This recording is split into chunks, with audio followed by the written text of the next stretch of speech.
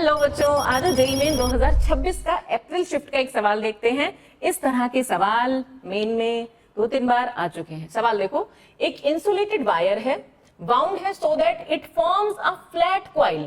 Flat coil पे ध्यान देना। नंबर ऑफ टर्न्स इस कॉइल में इतने हैं। रेडियस इनर मोस्ट टर्न की 3 सेंटीमीटर है, आउटर मोस्ट टर्न की रेडियस 6 सेंटीमीटर है और 20 मिली एम्पियर करंट फ्लो हो रही है। अच्छा, देन मैग्नेटिक मोमेंट पता करना है मुझे, दे भी रखा है। उन्होंने कहा मैग्नेटिक मोमेंट इतना है, अल्फा इंटू 10 की power -2 ampere metre square. What is the value of alpha? इस तरह के सवाल एडवांस में ज्यादा आते हैं कि वैल्यू दे दी एंड देन पूछी कि बताओ भाई अल्फा बताओ क्या है इसमें। तो फ्लैट कॉइल, देखो कॉइल कितने कैसे बनाई जा सकती है। अगर मैं एक कॉइल बना रही हूं जिसमें मैं नंबर ऑफ टर्न्स उसी जगह कर रही हूँ, उसी जगह कर रही हूँ, उसी जगह कर रही हूँ, ये भी एक कॉइल है। एक है कि मैं एक कॉइल ले रही हूँ और इस तरह से हेलिकल शेप में कर रही हूं, तो ये भी एक कॉइल है। अच्छा, क्या ये भी एक कॉइल है कि मैंने स्पाइरल शेप में कर दी?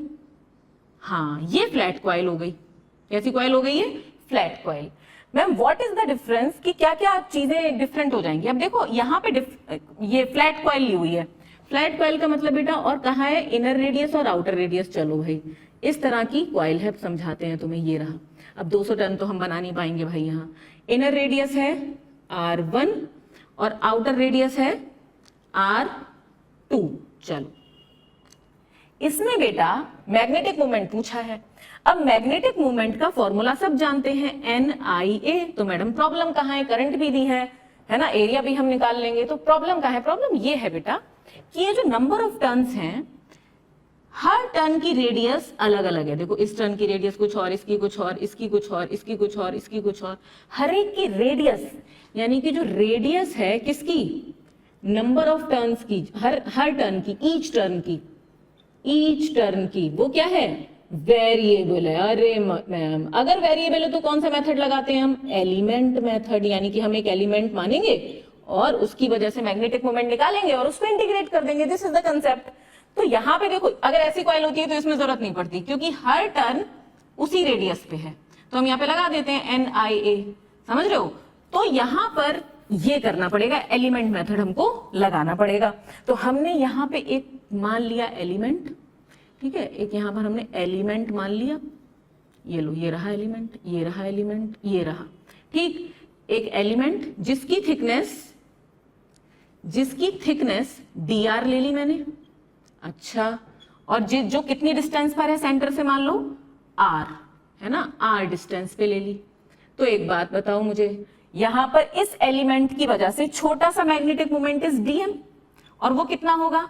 मैम छोटू से जितने नंबर ऑफ टर्न्स इस एलिमेंट के अंदर आए, यहाँ तो एक ही दिखा है, बहुत सारे होंगे ना, 200 टर्न्स है, तो इतने एलिमेंट के अंदर बहुत सारे नंबर ऑफ टर्न्स आ जाएंगे। तो कितने आए? dn। तो dn करंट कितनी? I, और एरिया इसका। अच्छा, तो मैम पहले dn निकाल लेते हैं। तो dn कैसे निकालेंगे? चलो जी, तो टोटल नंबर ऑफ टर्न्स बेटा कितनी लेंथ में? इतनी है ना लेंथ। ये कितनी? R2, और ये कितनी? R1। R2 में से R1 गया तो R2 माइनस R1, यानी कि R2 माइनस R1 लेंथ में कितने नंबर ऑफ टर्न्स है? n। तो number of turns per unit length कितने हुए भैया? पर यूनिट लेंथ हुए n upon R2 minus R1। तो मैम हमें कितनी जगह में चाहिए? हमें dr थिकनेस में चाहिए। तो number of turns in dr thickness कितना होगा? n upon R2 minus R1 into dr। यहां वैल्यू रख देते हैं। तो dm is equal to dn की value n upon R2 minus R1 और into dr। Current area is pi r square. ठीक, अब मुझे अगर पूरा मैग्नेटिक मोमेंट चाहिए पूरी फ्लैट कॉइल की वजह से, तो मैं ऐसे इंटीग्रेट करूंगी पूरी टर्म को, n upon R2 minus R1 dr I pi r square. और कहां से कहां तक इंटीग्रेट करूंगी? R1 से R2 तक। बस इस इंटीग्रेशन को करेंगे और आंसर आ जाएगा। ठीक है, तो करते हैं भाई, इसको हटाएं, ये हटा देती हूँ। चलो, वैल्यू हमने लगा ली है, पुट करते हैं। कैलकुलेशन थोड़ा हो जाएगा, उतना मुश्किल भी नहीं है, कर लेना। m is equal to R1 से R2, n बाहर आ जाएगा, R2 माइनस R1 भी बाहर आ जाएगा, और I और पाई भी बाहर आ जाएगा, I और पाई। R स्क्वायर के इंटीग्रेशन करेंगे, एक पावर बढ़ जाती है, वही पावर अपॉन में आ जाती है। लिमिट इज R1 से R2। तो मैम यहाँ पर लगाएंगे m। Number of turn total number of turns 200, R2 is 6 और 3, तो 6 इंटू 10 की पावर सेंटीमीटर में ना, 3 इंटू 10 की पावर -2, और ये वाला 3 भी बाहर आ गया। I कितनी है 20 मिली एम्पियर, 20 इंटू 10 की पावर -3, ठीक है। और पाई की वैल्यू हो गई भाई 3.14, और यहाँ पे आएगा upper limit minus lower limit, यानी कि R2 cube minus R1 cube, सही है। तो यहाँ पे आया m और ये आया 4000 इंटू 10 की पावर -3 इंटू 3.14, 6 में से 3 गया, 3 इंटू 10 की पावर -2 इंटू 3, ठीक। और मल्टीप्लाई में R2 कितना है, R2 ये 6 इंटू इसको 6 तो कितना हो जाएगा 216 इंटू 10 की पावर -2 की पावर 3, यानी कि 10 की पावर -6, और माइनस भाई कितना है 3 की 9 तियां 27 इंटू 10 की पावर -6। इसको सॉल्व करना है तुम्हें, ठीक है, कर लेंगे भाई। यहाँ पे देखो 4, ये है 3, ठीक है। तो 10 की पावर इधर कितनी रह गई भाई, 10 की पावर -3 और 10 की पावर +3, खत्म, ठीक। अच्छा यहाँ पे आ गया इंटू 3.14, नीचे क्या चल रहा है 3 इंटू, अब देखो यहाँ से 10 की पावर -6 बाहर ले लेते हैं, ठीक है। 216 में से 27 गया तो 189, और अपॉन में आया बेटा ये 3 इंटू 3, ये आ जाएगा 63 और ये आ जाएगा 21, ठीक है।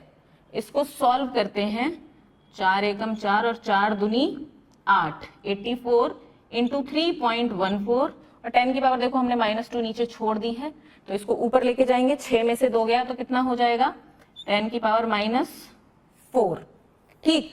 अब 84 को 3 से लगभग मल्टीप्लाई करोगे तो 252 करीब आएगा, लेकिन एग्जैक्ट जब मल्टीप्लाई करके देख लेना इसको तो 200 समथिंग आंसर आएगा, है ना, 364 363 टाइप, है ना। तो ये आंसर आएगा, है ना, और पॉइंट समथिंग, है ना। इसको मल्टीप्लाई करके देख लेना भाई एग्जैक्ट, ठीक है।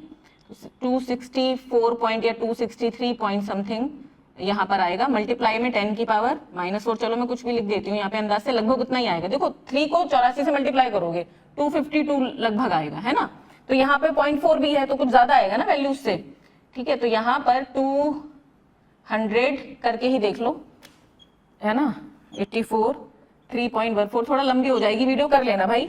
तो यहाँ पर देखो जो आंसर आएगा तुम्हारे यहाँ पर 10 की पावर -2 है और यहाँ पर 10 की पावर -4 है, ठीक है। तो तुम्हें जो डेसिमल वैल्यू थोड़ी इधर करनी पड़ेगी, ठीक है। 264 ही लिख लेती हूँ मैं अंदाज से, ठीक है, और 3 लिख देती हूँ कुछ भी, ठीक है। इसको कर लेना एग्जैक्ट। तो यहाँ पे 2 पॉइंट इधर लेके जाओगे तो कितना होगा 2.64 इंटू 10 की पावर -2, तो ये वैल्यू लगभग इतनी आएगी 2.64 अल्फा की वैल्यू, ठीक है। तो ऐसे ही सवाल करते रहो और कैलकुलेशन वाले पार्ट से भागो मत, उसको कर लो, ठीक है। All the very best.